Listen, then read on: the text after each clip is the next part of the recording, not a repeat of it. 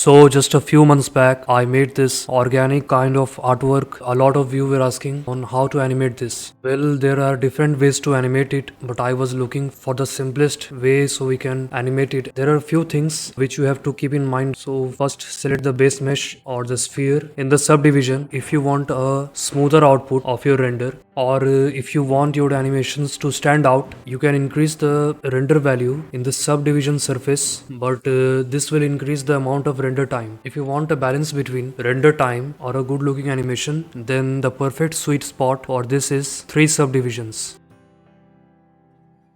Also, if you want some variations, you can make a few changes to the texture values, from the type of texture to noise, the type, size, and a lot of other factors. For the animation part, first of all press Shift plus A and add an empty plane axis into the viewport. Select the empty plane axis in the timeline, change the end value to 240, make some changes to the rotation value, and insert a keyframe. Now for the 241st frame, change the values and apply a keyframe. Now select both the spheres one by one. Add simple deform modifier. By default, the angle value is set to 45 degree. For the origin, select the empty as the origin. Similarly, the second sphere, add a simple deform modifier and select same empty as the origin.